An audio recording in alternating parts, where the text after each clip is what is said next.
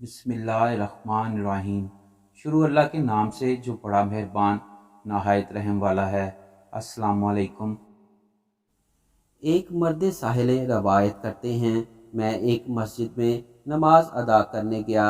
وہاں ایک عابد اور ایک تاجر پہلے سے موجود تھے۔ عابد دعا کر رہا تھا، یا الہی، آج میں ایسا کھانا اور اس قسم کا حلوہ کھانا چاہتا ہوں۔ تاجر نے سنا تو کہا، اگر یہ مجھ سے کہتا تو میں اسے ضرور کھلاتا، مگر یہ تو بہانہ سازی کر رہا ہے، مجھے سنا کر اللہ سے دعا کر رہا ہے تاکہ میں سن کر اسے کھلاؤں، باخدا میں تو اسے نہیں کھلاؤں گا۔ عابد دعا سے فارغ ہو کر مسجد کے گوشہ میں سو رہا۔ کچھ دیر بعد ایک شخص ہاتھ میں سرپوش سے ڈھکا ہوا ایک خوان لے کر آیا۔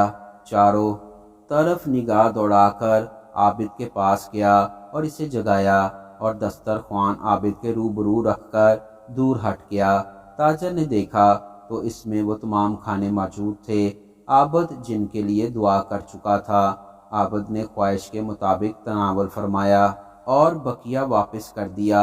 تاجر نے کھانا لانے والے شخص سے خدا کا واسطہ دے کر پوچھا، تم انہیں پہلے سے جانتے ہو؟ اس نے جواب دیا کہ باخدا ہرگز نہیں، میں ایک مزدور ہوں، میری بیوی اور بیٹی سال بھر سے ان کھانوں کی خواہش رکھتی تھیں مگر مہیا نہ ہو پاتے تھے۔ آج میں نے ایک شخص کی مزدوری کی تو اس نے مجھے ایک مسکال سونا دیا، میں نے اسے گوشت وغیرہ خریدا اور میری بیوی کھانا پکانے لگی۔ اتنے میں میری آنکھ جو لگی تو میں نے حضور صلی اللہ علیہ وآلہ وسلم کو خواب میں دیکھا۔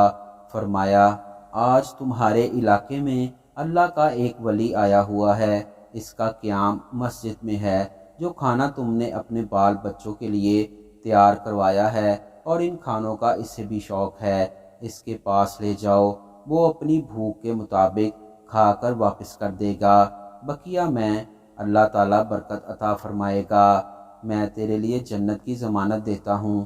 خواب سے اٹھ کر میں نے حکم کی تعمیل کی۔ تاجر نے کہا، میں نے اس شخص کو اللہ تعالیٰ سے انہی کھانوں کے لیے دعا کرتے سنا تھا، تو نے ان کھانوں پر کتنا پیسہ لگایا ہے؟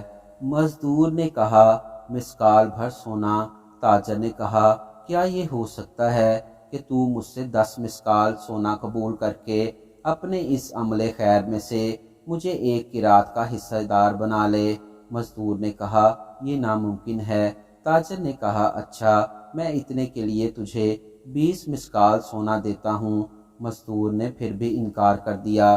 تاجر نے سونے کی مقدار 20 سے بڑھا کر 50 اور 100 مسکال تک پہنچائی تو مزدور نے اس سے کہا، واللہ جس شے کی ضمانت رسول اللہ صلی اللہ علیہ وآلہ وسلم نے دی ہے، اگر تو اس کے بدلے ساری دنیا کی دولت بھی دے دے پھر بھی میں اسے فروخت نہیں کروں گا۔